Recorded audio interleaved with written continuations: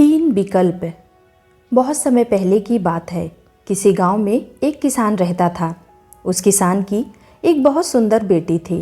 दुर्भाग्यवश गांव के जमींदार से उसने बहुत सारा धन उधार लिया हुआ था। जमींदार बूढ़ा और कुरूप था। किसान की सुंदर बेटी को देखकर उसने सोचा, क्यों ना कर्ज के बदले किसान के सामने उसकी बेटी से विवाह का प्रस्ताव रखा जाए। जमींदार किसान के पास गया और उसने कहा, तुम अपनी बेटी का विवाह मेरे साथ कर दो, बदले में मैं तुम्हारा सारा कर्ज माफ़ कर दूंगा। जमींदार की बात सुनकर किसान और किसान की बेटी के होश उड़ गए। तब जमींदार ने कहा, चलो गांव के पंचायत के पास चलते हैं और जो निर्णय वे लेंगे उसे हम दोनों को ही मानना होगा। वह सब मिलकर पंचायत के पास गए और उन्हें सब कह सुनाया।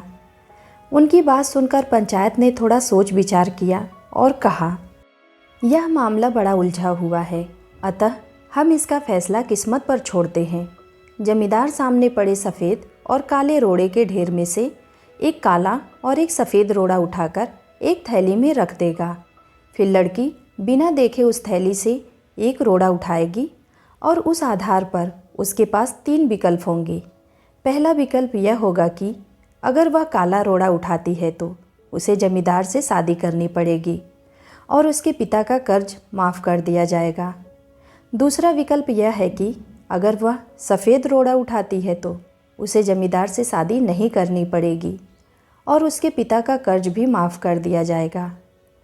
तीसरा विकल्प यह है कि अगर लड़की रोड़ा उठाने से मना करती है तो उसके पिता को जेल भेज दिया जाएगा।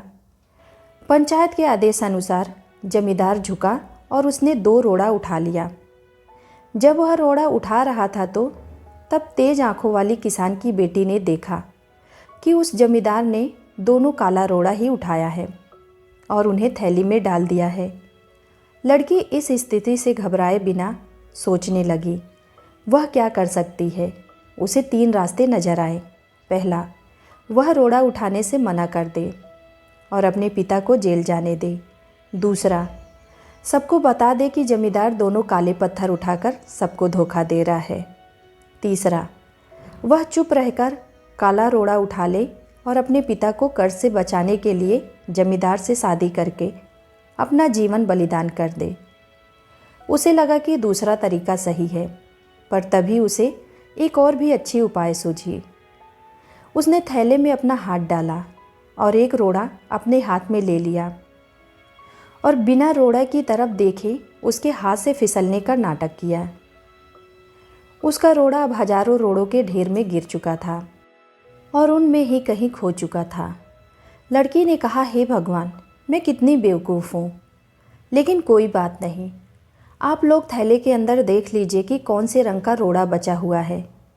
तब आपको पता चल जाएगा कि मैंने कौन सा उठाया था जो मेरे हाथ से फिसल कर गिर गया है। थैले में बचा हुआ रोड़ा काला था। सब लोगों ने मान लिया कि लड़की ने सफ़ेद रोड़ा ही उठाया था। जमींदार के अंदर इतना साहस नहीं था कि वह अपनी चोरी मान सके।